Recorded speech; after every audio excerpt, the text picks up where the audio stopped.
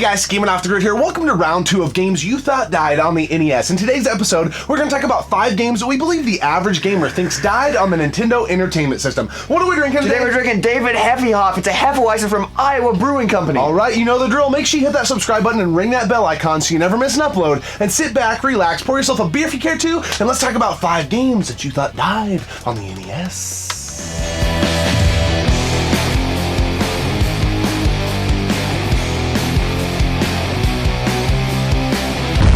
Tubers and trolls, Chris here with Telesplash Gaming, one of the OG members of the Brew Crew with you, and you're watching my buddies Robert and Wes live out their nerd fantasies, drinking beer and playing games at Gaming Off the Grid.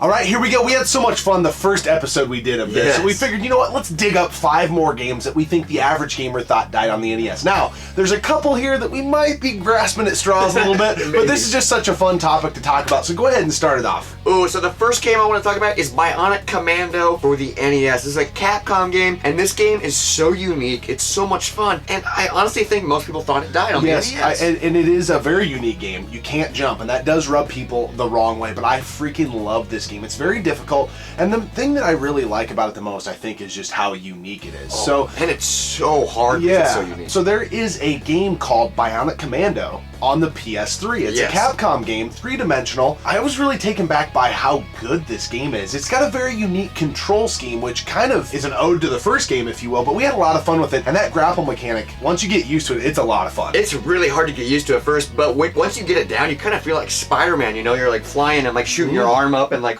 it's really tough, but once you get the controls down, this is such a fun game. Yeah, it's a game that I was pretty dialed in to the PS3, and I never heard of this game. Yeah, me neither. It's also worth noting this game is on the Xbox 360, I believe, but we have the PS3 version. So there's also a couple remakes of the original Bionic Commando in Bionic Commando Rearmed. Now those games were digital download only, but they're pretty cool. They're still so much fun. I just love this entire like series because it's so unique, it's so awesome, and the newer games actually introduce 2-player, which is super cool. Yeah, the Rearmed games have co-op, which is fun, and I don't think they got the greatest reviews, but we had quite a bit of fun playing it. I enjoyed them. Yeah, I think they look really cool.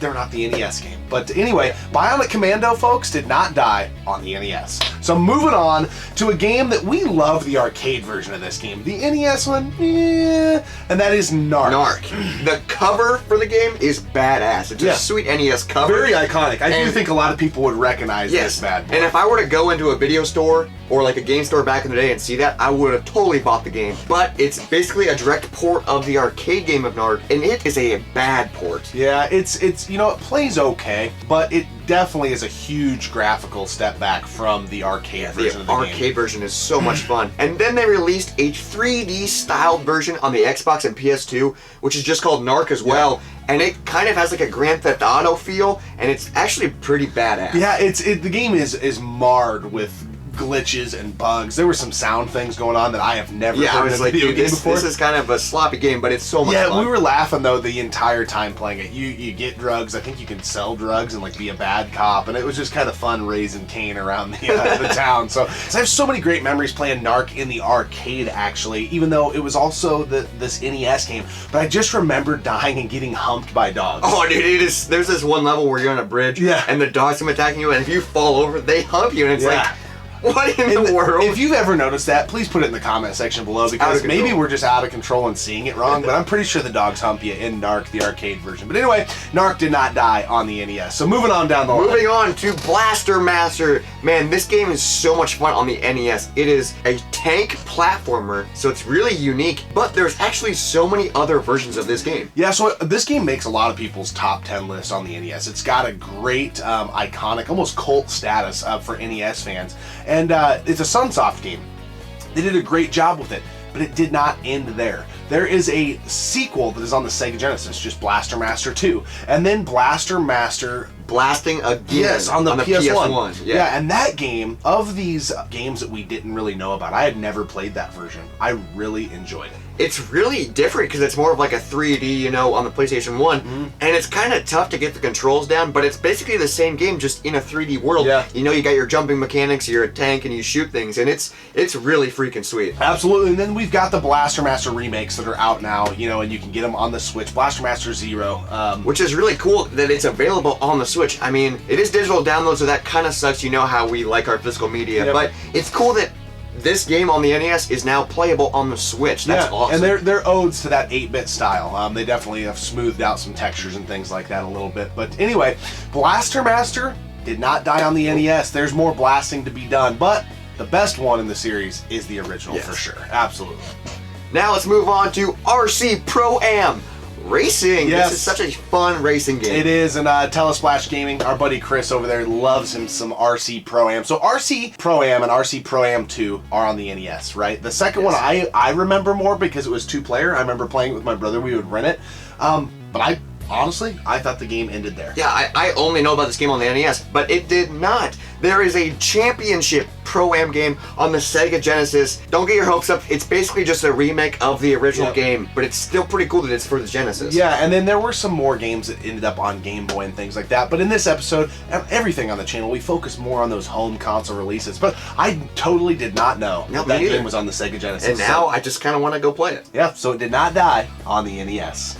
Before we go into the last game, let's talk about the David Heffehoff. Yes, Mr. Hasselhoff, or should I say Heffehoff himself. You're the Hefeweizen master, so I'm gonna let you start. I love this beer. We're blessed in this state to have a couple breweries that make really good Hefeweizens, but right now, this is top of the line for me. Yeah. I love this beer. They did such a great job. They didn't over filter it. You have to swirl the bottle on the pour to get the like remnants off the bottom, and it cascades perfectly. Any Hefeweizen fans will know that you need to do that, and then that cone. It'll form a cone inside the glass as you look through of it's like a chemical reaction type of thing. It's so fascinating. Like, I didn't know that about Hefeweizens, and he was like kind of teaching me, and he did it, and I was like watching it, and I was like, dude, it's like basically making like a tornado type thing in the glass, and it's like, what is happening? It is really good. We've had a couple other beers from this brewery that I liked but didn't love.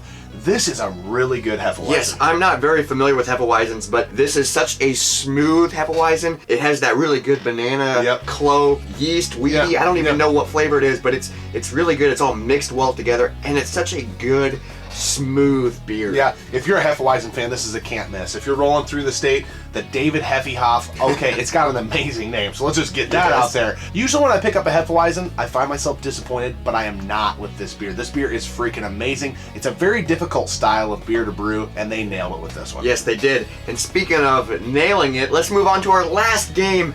This game is so iconic for the NES. Yes, Ninja Gaiden. Now, this is the one where we may be grasping for straws a little bit, but I do think that the casual gamer might not know that Ninja Gaiden got released on other consoles, starting with the Xbox. So there were some handheld games, right? Yeah. There are so many copies and versions of this game, it's insane. And honestly, I didn't know that after the first 3 on the NES, that there were more. Yeah. But there was Ninja Gaiden on the Xbox. Then there was an upgrade, Ninja Gaiden Black, on the Xbox as well. And then there was Ninja Gaiden Sigma 1 and 2, and that was for PS3 and Xbox 360.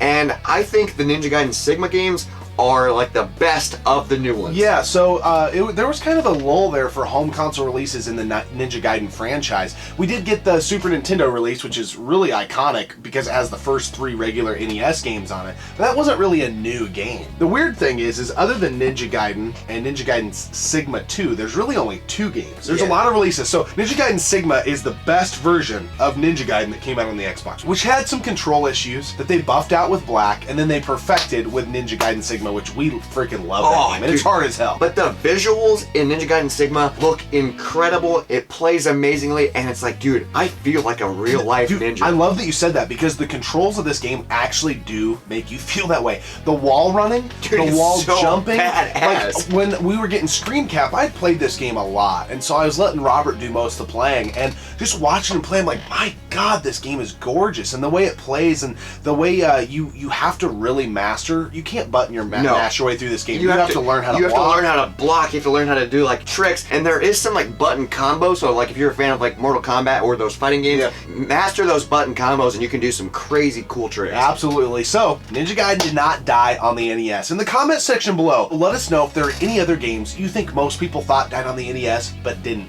Because we would love to do another episode on this topic. This is our second one, but we don't have any other games. We got to do some more digging, and we would love to do a third installment here. We always appreciate you tuning in and subscribing to the channel. And if you want some Got G swag, head over to tpublic.com. Keep gaming, keep drinking. We'll see you next time right here on Gaming Off the Grid.